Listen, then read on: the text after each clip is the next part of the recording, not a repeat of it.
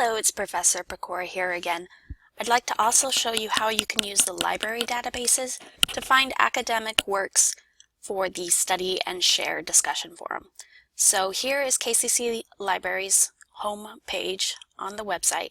I'm going to go ahead and click on Articles to get the list of the databases that KCC has access to. If you recall, in my instructions, I mentioned a couple of databases. The first one was JSTOR. I'm just going to click to the J to find that one. I'm going to open it in a new tab.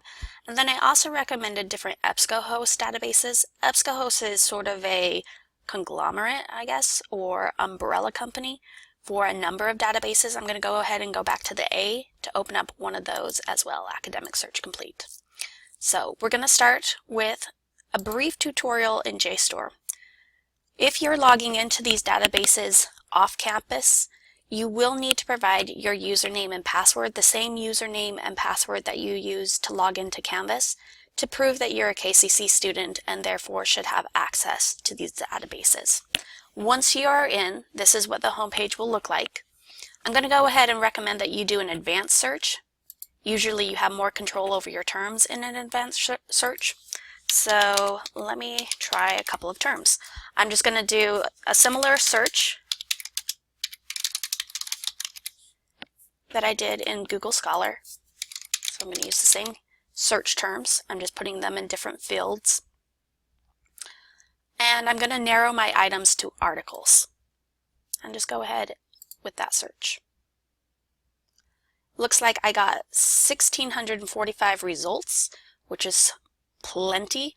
It may be that I want to use more specific search terms or additional search terms if I'm finding a lot of results that don't interest me.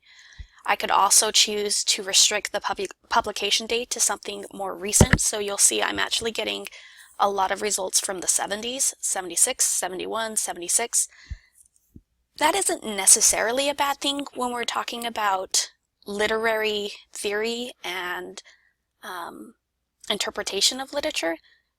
In other fields, an article from the 70s would be entirely outdated, but when you're studying literature, some of the older interpretations of the text might still apply or might still be of interest.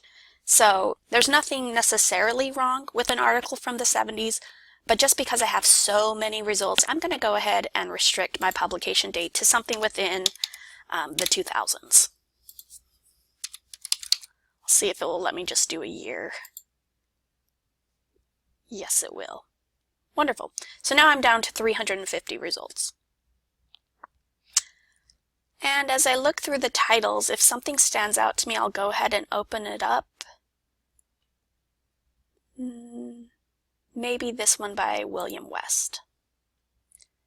So again, in opening up the article, I'm able to get some of the bibliographic information, who wrote it, where was it published, when was it published, who is the publisher of that journal, and then I also get a direct link to the text itself. I could read it here online, or as I mentioned in my other video, I could download the PDF, which is my personal preference.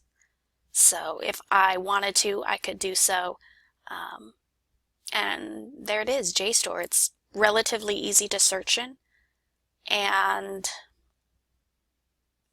yeah, very easy to access the full text PDFs. One nice thing about JSTOR is that everything in JSTOR is scholarly or academic. It doesn't provide links to non-academic sources, which is different from EBSCOhost databases. So I'll point that out briefly. Alright, because this video is getting a little bit on the longer side, I'm going to go ahead and end it here and just create a second video, I guess third video if you count the Google Scholar one, discussing the EBSCOhost databases. So, thanks again for your attention. I hope this helped.